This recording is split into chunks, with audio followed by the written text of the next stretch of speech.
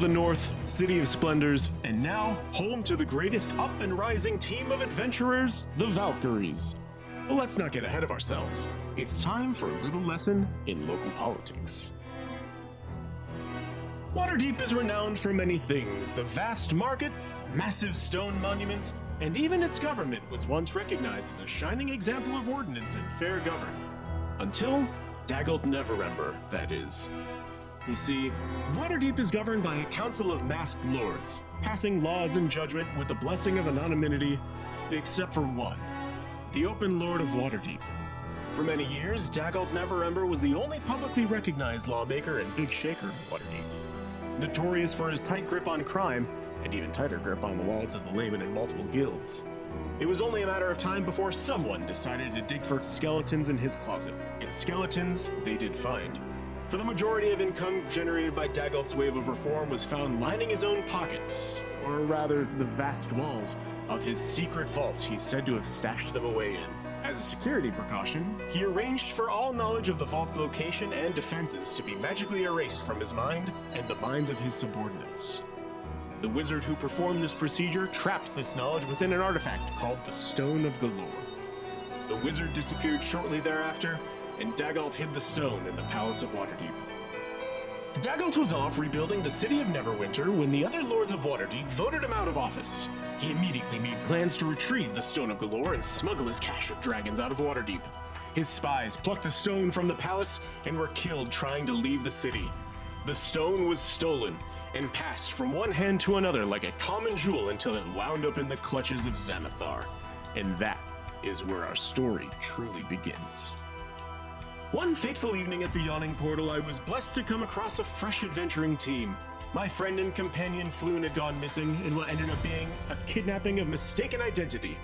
My dear Floon had the unfortunate experience of being mistaken for Rainier Neverember, son of the former Open Lord. After finding this out, a quick trip into the sewers revealed the perpetrators of this treachery, agents of the megalomaniac beholder, the Xanathar, a cruel and twisted monster of infamous paranoia and brutality. After finding Floon, you are handsomely rewarded with a stunning piece of potential. In real estate, location is everything, and the North Ward and Troll Skull Alley, regardless of circumstance, is a beautiful place to be.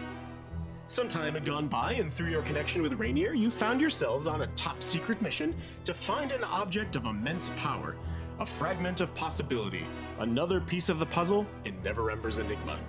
After completing this task, you earned the trust and membership of the Harpers, a semi-secret organization dedicated to promoting good, preserving history, and maintaining a delicate balancing act of power.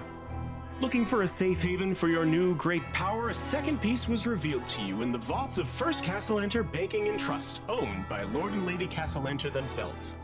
Upon hearing of your discovery, Victoria and Amelie Castellanter demanded your audience at the Golden Key. While there, you discovered the true purpose of these fragments.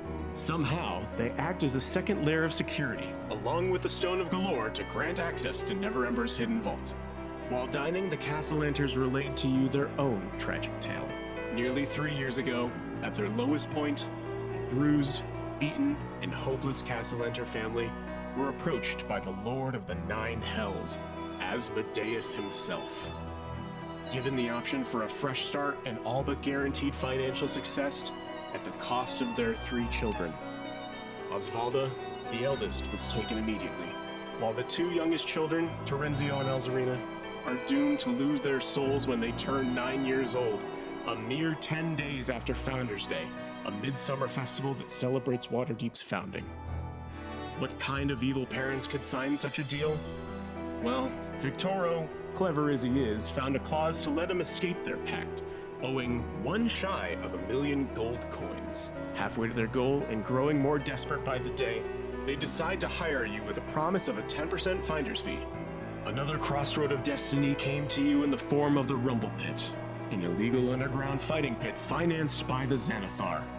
The renamed Motley Crew entered and put up quite a good fight, drawing the attention of the Xanathar himself, the third holder of a fragment of possibility. After demanding to know where your fragment was, he made you an offer, though some would say command, to find the vault in the name of the Xanathar. Revealing that the Stone of Galore was recently stolen from its possession, an unhinged Xanathar unleashed its fury, and Jamor received the full might of its wrath.